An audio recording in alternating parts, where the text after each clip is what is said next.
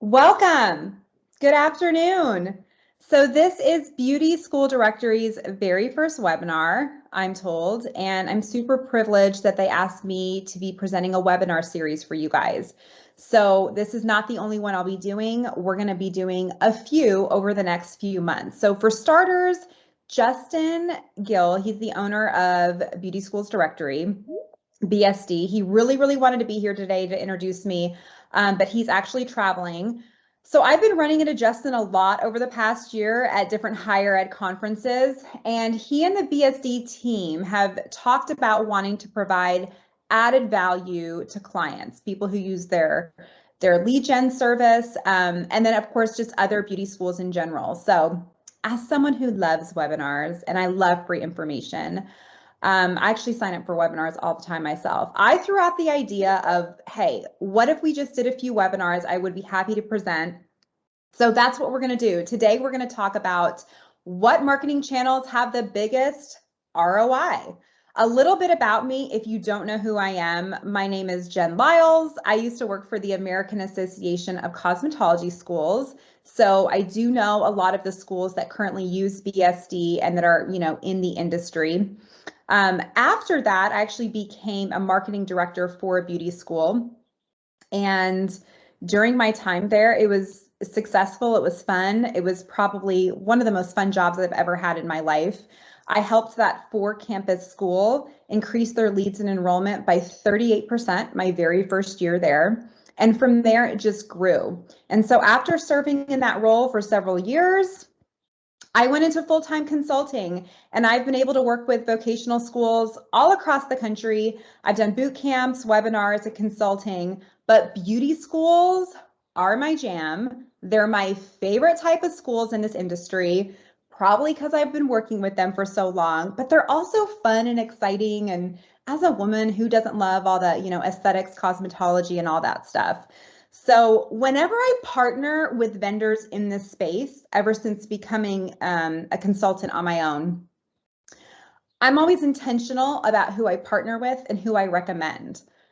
I want to partner with companies. If I were to own a school, that's like who I would do business with. So anyone from like CRM to digital marketing services to third-party leads, I vet them ahead of time. I grill them like I'm a school owner myself. I actually did that with BSD a couple years ago, just so that I feel comfortable recommending them to clients. So we're going to get into BSD more specifically. And if it's worth it, I know there's a lot of, I don't want to say negative press around it, but I do, as I consult, I hear some things that people say. So I just kind of want to be upfront about what these leads look like and if you should be investing in digital versus traditional. We're going to go through all that. So we're going to go ahead and jump in. Full disclosure, cannot see your comments when I have my PowerPoint deck up. So if you do want to type questions in the chat, do it. Feel free to, but I'm going to look at them at the end. So I'm going to save some time at the end to answer any sort of marketing questions that you guys might have. Let's get into evaluating your ROI when it comes to traditional versus digital. So I'm going to be spending most of my time today talking about digital. I think that's where most people are spending their money, but I still do want to spend a little bit of time talking about traditional because some schools are still putting a portion of their budget toward that. And I have some rules for that, the right ways to do it and the wrong ways to do it, and the you never should do it kind of things. So traditional media is defined as basically any kind of media before the internet. So newspapers, billboards, radio, TV, direct mail. Digital media is basically everything on the internet. So we have organic, SEO, PPC, Google leads, YouTube, banner, geofencing, all the things you can pretty much access on your cell phone. And so as a school, you really need to decide, where should I be putting my budget? How can I get the most amount of leads for this money? So we're going to delve into that. I was actually on an AACS panel, I don't know, maybe 3 years ago, and someone in the class who owned a beauty school said, I've always done TV. Should I be spending money on commercials? And one of the people on the panel was like, absolutely, I'm all for this. And I'm going to tell you right now, I completely disagree with that. Do not waste your money on TV. Traditional TV viewership continues to fall. So again, amongst every single demographic, I would not be wasting my money on TV unless you had just this huge giant budget and it was pretty cheap to get a commercial. But we're going to get into some reasons why I don't love using that form of traditional media. But essentially, most people are spending all their money online. So the more digital you can go, the better. That's kind of going to be the theme of this webinar. Digital is going to be key. What about radio? I know a lot of schools use radio. I'm actually working with a school right now. They are in the Detroit area. They're really big on radio. I think they use half of their marketing budget toward it. Radio's dying. Okay, so I don't even listen to the radio in the car. I'm a Spotify user myself. People do I also listen to podcasts a lot. People do audiobooks. Radio continues over the past 20 years to drop. Would not waste my money in that area if I'm a school owner. Magazines, a lot of times vendors will come up to you and say, do you want to take out a one-page ad in our local magazine, stuff like that. I mean, it's down 67% in revenue, again, over the past 20 years. I'm actually a nerd. When I was in high school, I subscribed to 17 magazine and I would cut out the milk ads. I don't know if you remember those, but it was always like a celebrity with a milk mustache and a little story about them. I just love advertising. So I would cut those out. I would hang them on my wall next to Leonardo DiCaprio and Devon Sawa.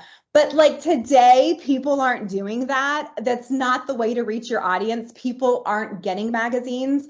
So don't waste your money in that area.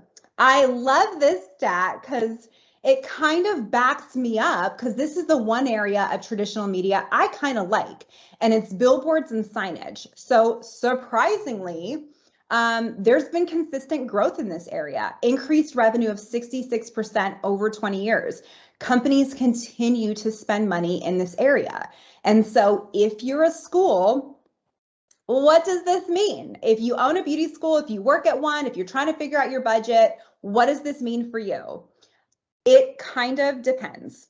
So there are 3 things, if I'm a school owner, to consider before investing in traditional media. One is your location. So if you're like in a smaller area, you're not in a giant city, it's not the worst thing to do. I mean, to get a billboard in LA or San Diego is ridiculous amounts of money. Put that money in digital, you're going to see a better ROI unless you have a huge budget. But if you're in a small area where they're going to give you a billboard for $1,000 for 6 months, I mean, buy the billboard, get your name out there, have your brand out there. There's nothing wrong with that. So I am pro traditional media in smaller markets. I think it's actually a pretty good idea. Secondly, though, and the marketing director fighter in me is going to come out with this one, because I've been in the room with owners when they say, well, what's my ROI? If I'm going to take out a billboard, if I'm going to spend money on a movie theater ad, or an advertisement in the middle of a mall kiosk, what's my ROI on that? How many leads did I get for this amount of money? I hate to burst your bubble, but you cannot gauge ROI when it comes to traditional media.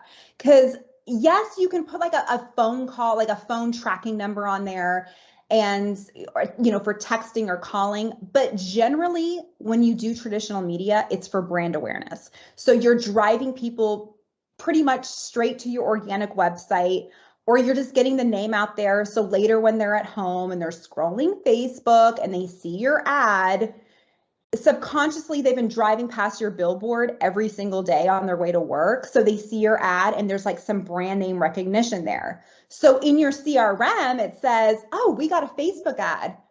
Yeah, but maybe that billboard actually did help you in that area, if that makes sense. So it's really difficult to measure true ROI with traditional media. Pretty much the only way to do it is to drop it. So if you've been doing radio for years, drop it. And if your leads crazy decrease, then you know that that's something you should be investing in. But you can't put like an exact dollar to leads with traditional. Lastly, it's for larger budgets. So if I'm a smaller school with a smaller budget, I would not waste my money with traditional media. It's not the best way to get leads quickly. You don't know who's driving by the billboard. You don't know who's sitting on the bus that sees your ad. But when it comes to digital, you know exactly who you can target. You know who you can get to, what eyeballs are going to be on your social media ads. So before I jump into digital, I do have some rules when it comes to using traditional media. There are three. One, use it for brand awareness. Okay, so I wouldn't be super specific with campaigns. So if you're doing like a mom going back to school campaign, that is a very specific audience that you can target on social media. But if you put that same ad up on a billboard, there are thousands of people driving by that's not reaching. So I would do more kind of brand awareness or industry awareness type of ads if you go the traditional route. Secondly, be creative with your creative. I know this sounds, again, kind of like, oh, of course, like that's kind of obvious. But seriously, if you're going to be doing commercials, if you're going to be doing billboards, be creative, get people's attention. Just don't put your logo up there and call it a day. I worked with a beauty school that had, they got a really great deal for a billboard near a military base. And so our thought was, let's create a kind of a specific campaign ad, but it was very general. So it was for anyone who, would maybe use their VA benefits to go to school. That is a great way to use traditional media. You can still kind of target an audience, but it is general enough where, it helps the brand. Thirdly, negotiate.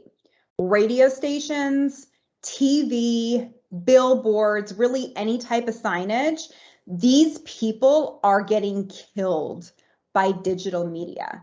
And so anytime a vendor approaches you, try to negotiate something. Try to negotiate extra creative turnarounds, pricing, shorter contracts, whatever it is, because they're so desperate for sales right now. I've seen schools get really killer deals when it comes to traditional media. So the difference is, and I just mentioned this, is that traditional media, it's mass communication. So you don't necessarily know who's going to see it. So a 60-year-old might drive by your billboard. They might be listening to your radio ad, but they're never going to enroll in your school. But your target demographic will. So that's why I love digital media. You can really zone in on exactly the type of person you want in your school. So we're going to go through some different digital channels and talk about maybe how you should be spending your money. Before I jump into the specifics, I feel the need to explain something that's kind of newer. And this is what I call holistic marketing. It's multi-layered media sourcing. So if you have a CRM, you likely are tagging every single lead to a source. For example, this month I had 10 PPC leads, 4 Facebook leads, 3 Instagram leads, 20 organic leads. So you're able, again, to give every single lead a media source. And when I was a marketing director, not even that long ago, I mean, even like 5 or 6 years ago, it was very common to go to the CRM and pull these reports and see what's working. And so if social was low, but PPC was high, we'd be like, cut social, that's not working for us, put it in PPC. That made sense 5 years ago. That made sense even 3 years ago. It just doesn't today. So studies are showing that people need more like, instead of 3 to 5 touches before they fill out a form, it's more like 8 to 12. And so your CRM is only capturing what's called last source. So they saw your Instagram ad, they clicked on it, never filled out a form. Then they saw it on Facebook, engaged with it, never filled out a form. They eventually came back to your website, filled out a form, and your CRM, your data says this lead is an organic lead. But are they? They're kind of all those pieces, because you are spending money everywhere digitally. So I don't really think, other than third-party leads, that digital media can just be one source bucketed. It's really holistic. So you kind of have to have an approach of doing an array of things. So it's again, it's a good idea to sometimes partner with a digital marketing firm to help walk you through that and decide how much you should actually be spending in the different areas, given your impression share, and what's called assisted conversions. So someone did engage with your Facebook ad, didn't fill out a form, but did come back to your website. So PPC, this stands for pay per click. It's one of the top ways that schools get websites. These are very top of funnel leads. It's important that you know what these ads say, you have a click to call on them, and that you work with the digital agency for a good keyword strategy, or that you have someone in-house that knows how to do PPC and run these campaigns. So best practices, always send PPC leads to a landing page. Do not send them to the homepage of your website. That, to me, is PPC 101.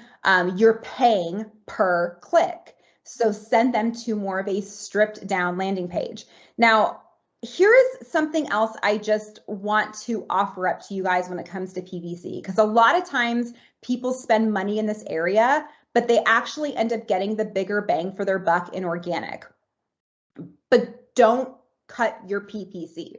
So again, PPC, if you Google search anything, salons near me, cosmetology schools near me, whatever you Google search, you're first going to be served up what are called ads at the top. And that's what we're talking about right now. You'll know it's an ad because it says ad with a box next to it. So you know that's an ad. Below that listing is all the organic postings. So a lot of times, and I do this subconsciously, and every time I do boot camps, I ask everyone in the class, and everyone pretty much has the same behavior. A lot of people don't click the Google ad because they see it says ad, and they scroll below, and they will naturally click an organic listing if they saw the ad at the top. It's just something subconscious. And I like to call PPC a digital billboard. People are literally driving by you while they're scrolling their phone, and they click organic. And so when you're looking at your results about what's working, your CRM, you're saying, oh my gosh, PPC sucks. Cut the budget. Let's put everything toward organic and a really great SEO strategy. And a couple schools I know that have done that and cut their PPC budget, their leads tank. They tank. If you want organic leads, you have to invest in PPC. This is a must for me. Every school should have some type of budget going toward a good keyword strategy. All right. Social leads. Social leads are pretty much anywhere in the funnel. For me, the key to good social leads is creative. Your creative needs to be really great. There's a lot of stats out there that show that video is what converts better. I would use the lead gen forms that are automatically built into Facebook and Instagram, which essentially takes you on, it doesn't make you leave the app to go to your landing page or your website. It's literally still on their app. So all they're doing is hitting, I want to learn more. The form is pre-filled because Facebook already knows your name, your phone number, and your email address. And all you pretty much do is hit submit. So when it comes to social lead forms, or social leads in general, I would say really good creative, really great caption writing, and don't have a ton of fields. And I don't just mean this for social, I mean this for your homepage, I mean this for your landing page. When you have giant forms, people are less likely to fill them out. And I mean like asking them their mother's maiden name. I mean, there are some forms out there that are way too long.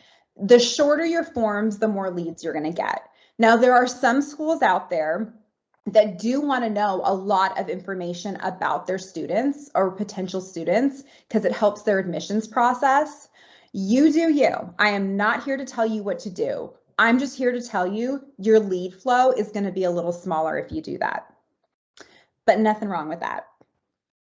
Website leads. This is the top earner of leads every time. Anytime I pull a report and I look at how people are getting leads, again, website is always up there. And if you're smart, you're saying, that's because you told me if I spend money in PPC and social, I'll see them in website. Yes, spend money in digital areas and it will pay off. It will pay off on your organic lead flow. And you should also just, again, with your website, have a really great SEO strategy. Create regular content, have a blog, update pictures, videos on your websites consistently, and have a really great engaging lead form. And you're going to see really great website leads. And so, again, website is always related to spending money in these other areas. So you do need to have a holistic strategy. Let's talk a little bit about third-party leads. So I've been in the industry a while, and third-party leads kind of have a bad reputation. So I want to teach you what is happening to get these leads. We're going to go through what a potential student goes through when they land on a BSD Beauty School Directory ad. Because I feel like if you see it, you will better understand why you're having a hard time converting them. And then I'm going to give you some stellar tips for your admissions team so that you can convert leads, BSD leads specifically, at a higher rate. Okay, so how do they get leads? They've been in the game a while digitally. And so BSD historically has done a really great job with ranking organically high for every single city. So wherever you're located, wherever your school is, and you can just do this on your own, do it later, continue watching this webinar so we can hang out a little bit longer. But when the webinar is finished, literally just like Google your area, cosmetology school near me, aesthetic school near me. My bet is that Beauty School Directory is going to be pretty high on the ranking, organically and ad-wise, because they also do spend money for different areas, for keyword searches, to drive people to their website. So Beauty Schools Directory is a directory. I mean, it's a directory just to help someone who is thinking of going back to school, thinking of going to beauty school, find the right school for them. So let's take a look at the form that they have to fill out. Because if you remember what I was just talking about, I love a short form. BSD does not. They are weeding out the short form people. Their form is pretty intense. And so to say that these leads are not good leads, I want you to take a look at the journey these people are actually going through.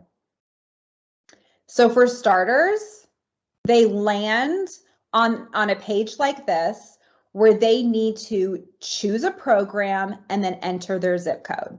Okay, then they hit search.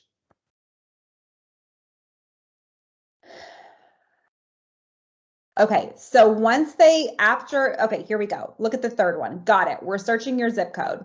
Now, as a lead, you choose the different areas that you're interested in.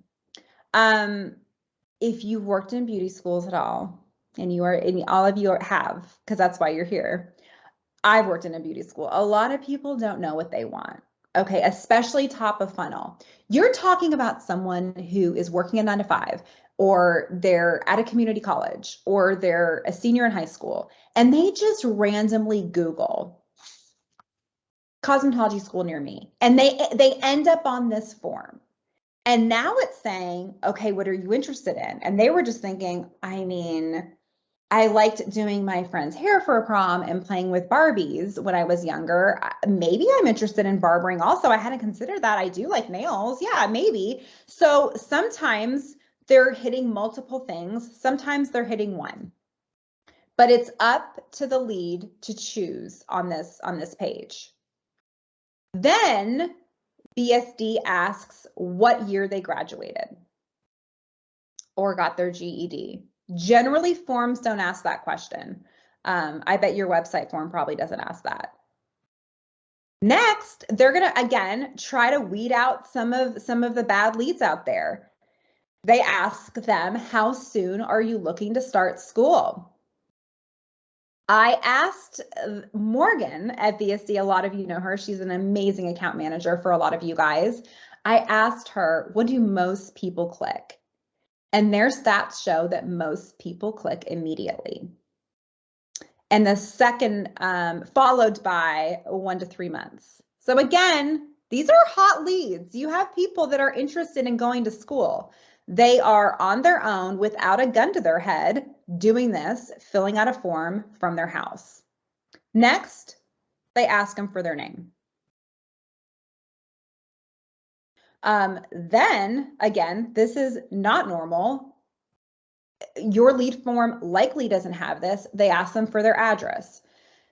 So sometimes it's accurate, sometimes it's not. If Jenn Lyles is filling out your form, it's not going to be accurate, but you know, maybe they'll give you a real address. Regardless, this is still a step that they have to go through before they can move on. Next, they're going to ask for your email address and then the phone number. Once they hit C matches, this is where they are shown the different schools that are closest to them that offer those programs. And BSD is only showing schools that are working with BSD. So if you currently are not buying leads from them, your school is not going to show up, even if you're directly next door to this student. And then once they hit finish, that is when these leads are sent to the school. Let's go over some misconceptions. Let's clear this up now, because I worked in a school and we used BSD, and I often heard that these leads weren't great. Let's start it out here.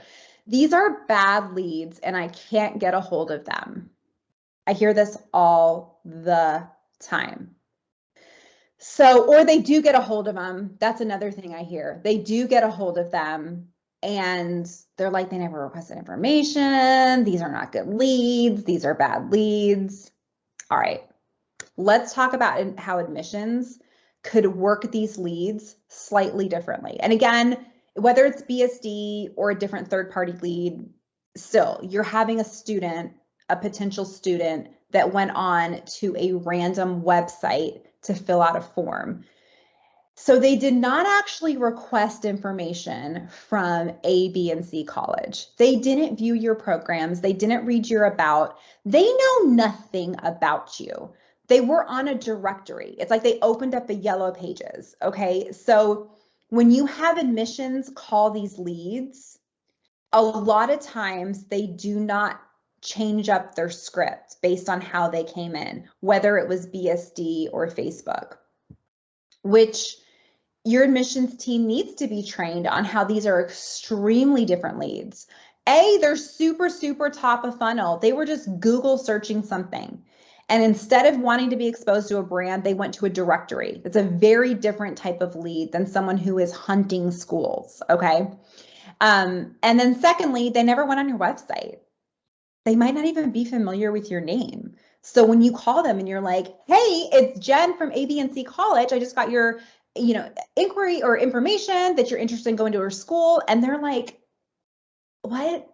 Who are you? No, I didn't do that. I didn't go on I don't even know who you are. That happens a lot.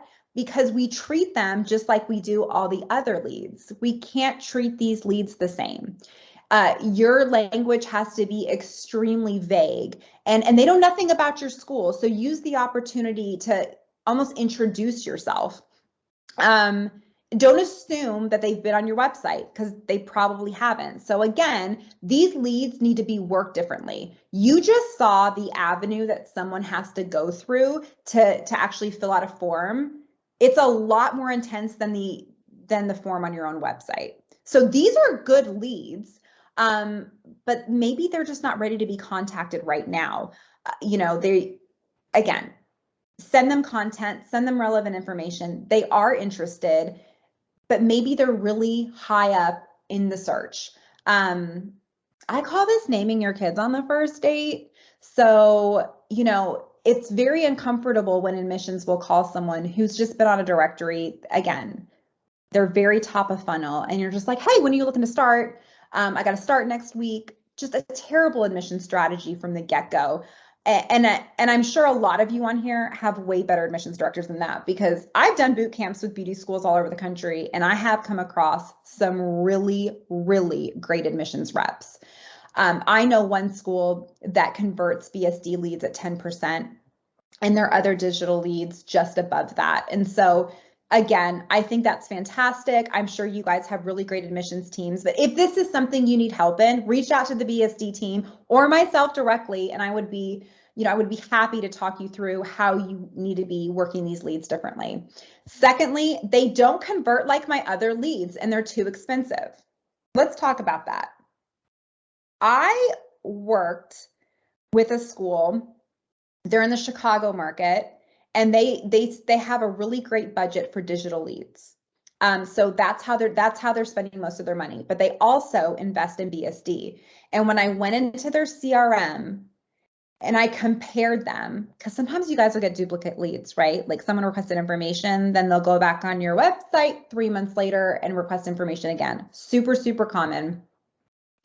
I actually love those types of leads. Like, give me a duplicate. Oh my gosh, they asked for my number twice, not just once. Like, that's a big deal. So definitely, be reaching out to those leads extra hard. But when it comes to BSD, what I noticed with this school was there was I don't want to say no, there was 2 overlap. So in 1 month, they had like 27 leads, and 2 of them were already in the system from digital marketing campaigns the school had already done, which means 25 of those leads would have never been reached. Those are 25 people who decided, I don't want to go on individual pages and hunt. I want to go to a directory page.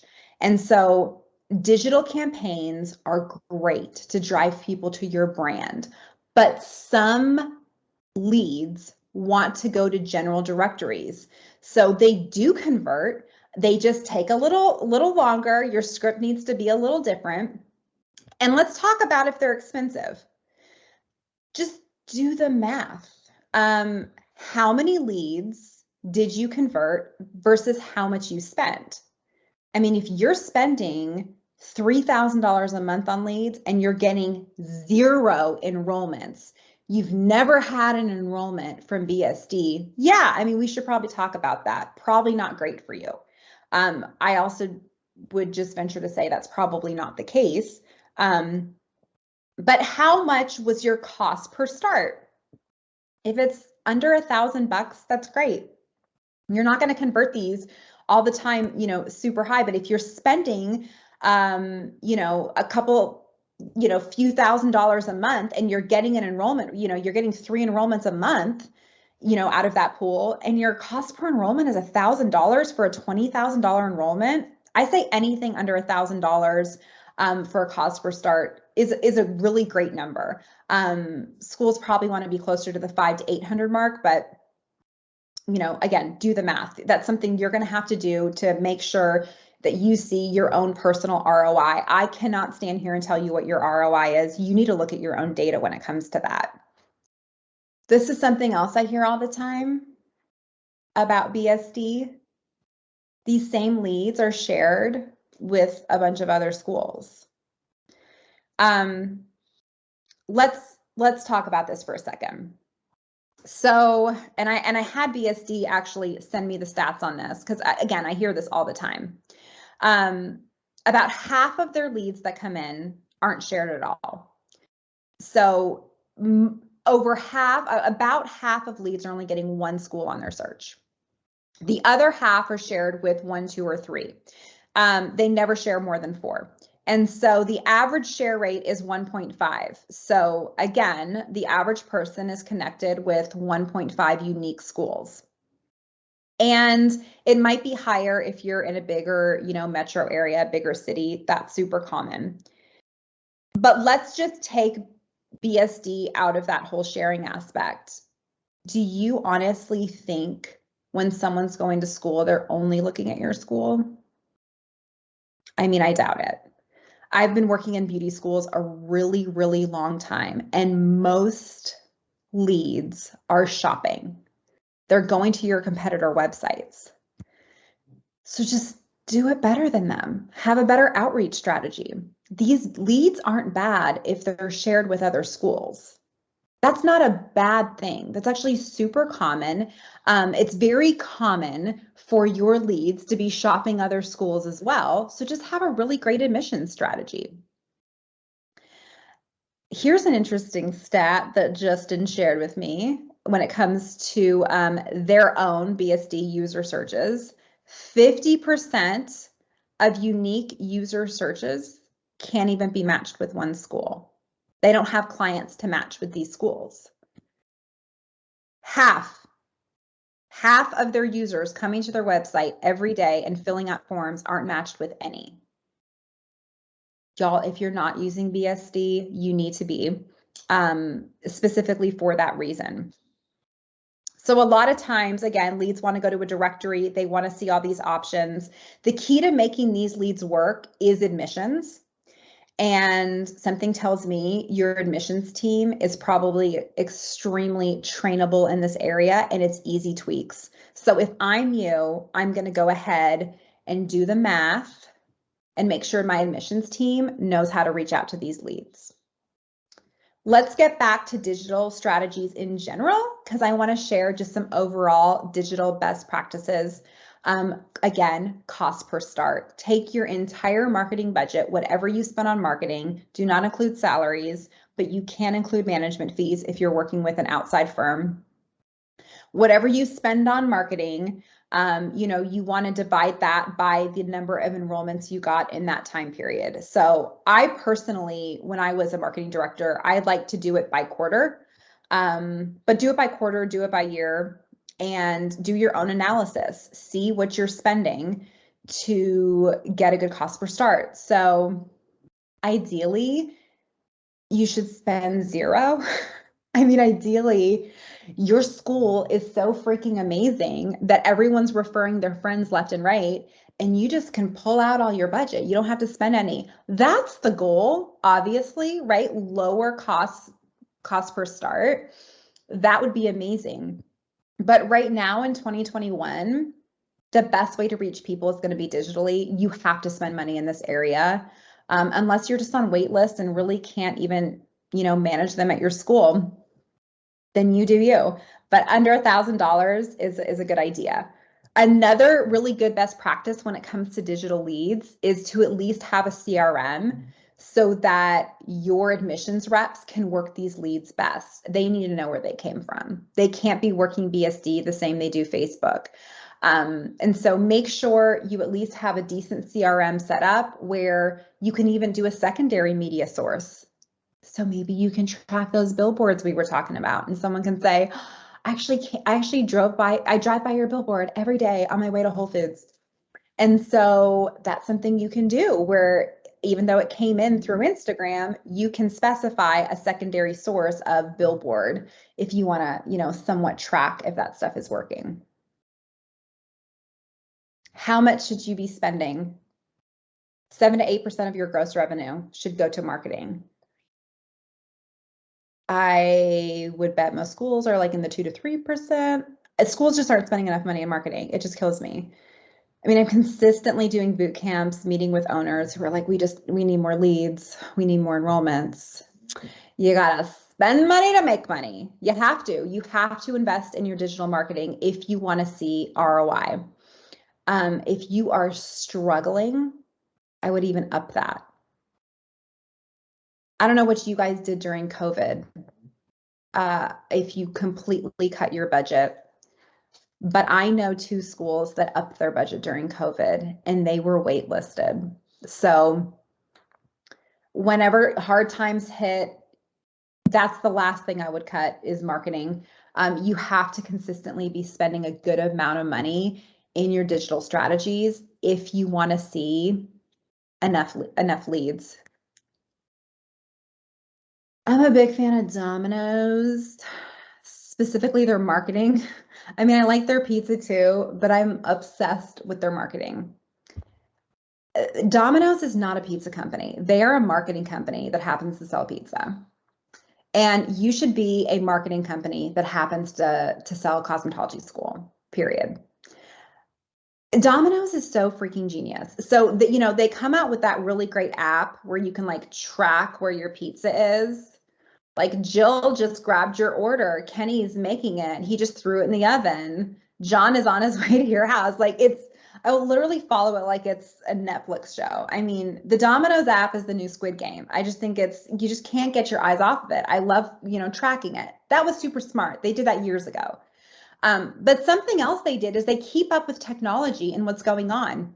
So they did the hotspots. So instead, if you don't want us to come to your house or if you're out and about at a park, there are different hotspots around your city where we'll meet you.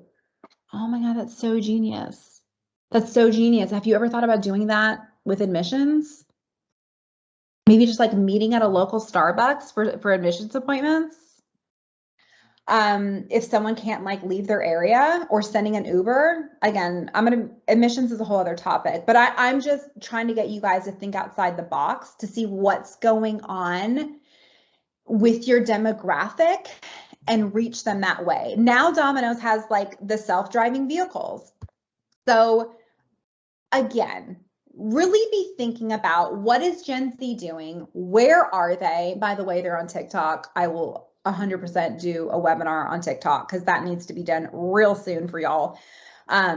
But be like Domino's, be a marketing school, be a marketing company that happens to sell cosmetology school.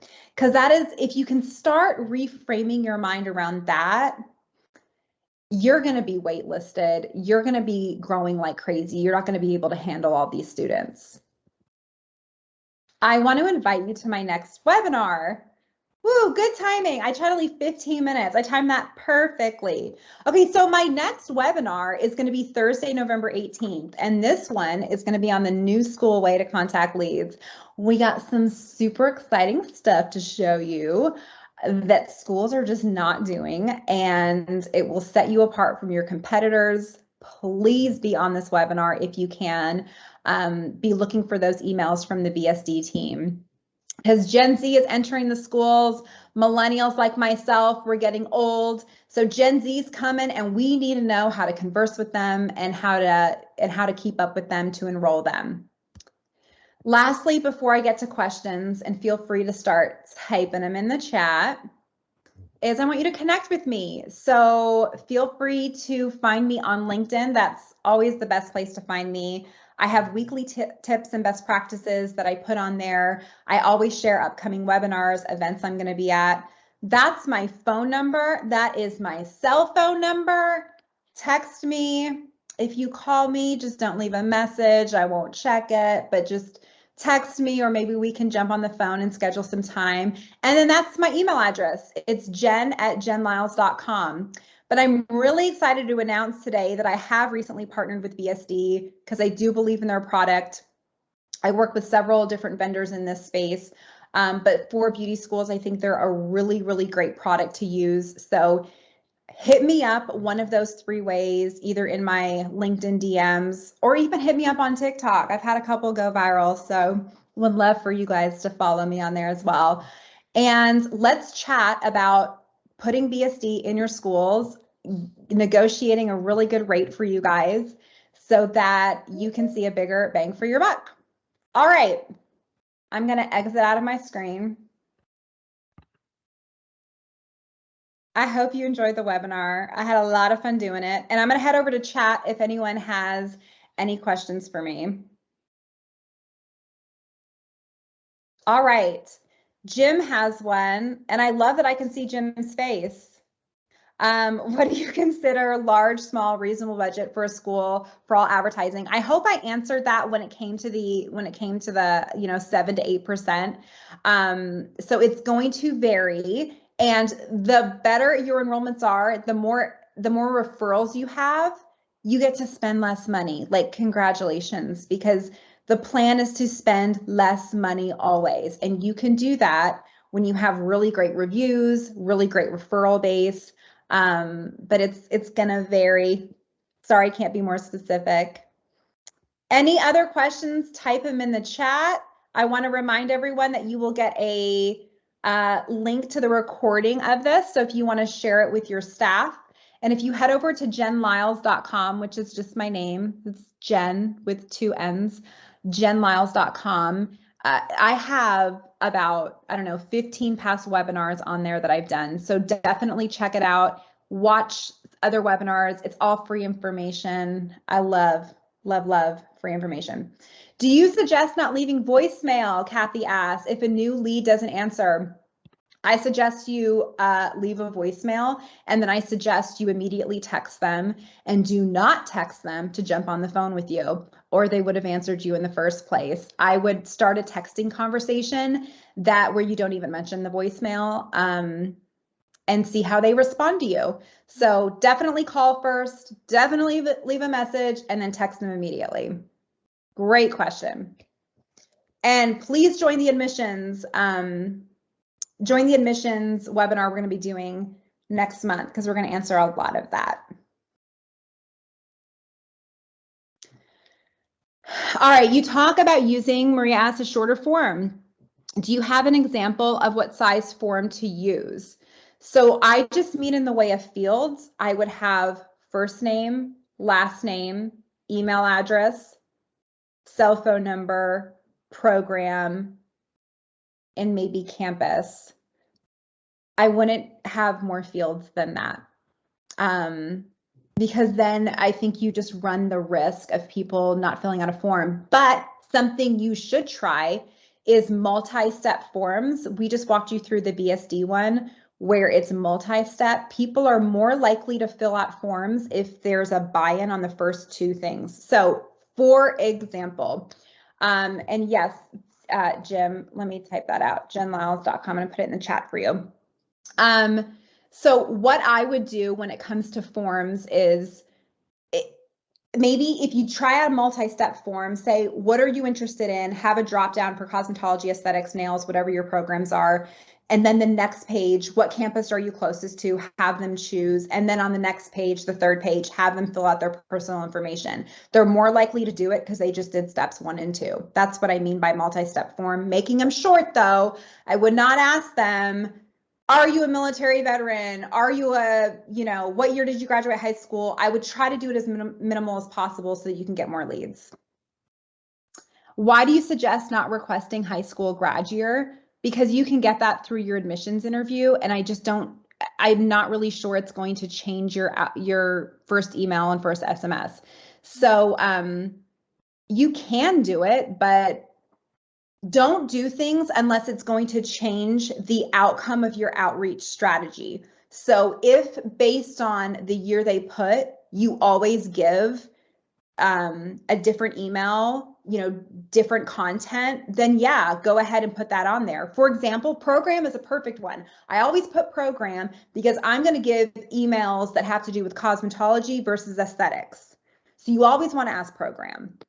I ask campus because you probably have different admissions reps at different campuses. So you need to know the campus so that you can match that lead with the correct admissions reps. When it comes to high school grad year, you can put it on there, but if it's not going to change the outcome of any of your strategies, it's a waste of a lead. It's just a waste of a lead form. What else you guys got? Really, really good questions. Jim, I hope that jennlyles.com worked for you. If you click on work, That's where I have all my past webinars that you guys can check out. And someone's typing, and I'm gonna get that question. If you guys have any more, again, it can be anything marketing related. This has been a lot of fun. I hope you guys have learned lots. And reach out to me directly if you would like to learn more about BSD and using BSD in your schools.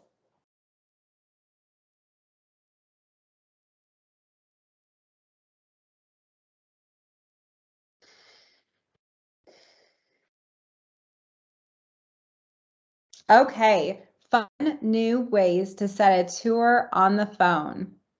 New generation doesn't respond like previous ones. You are right. Amy, please join our webinar in November because we're going to be talking about that very thing. So it's going to be an entire webinar dedicated to admissions and how to get book tours with Gen Z.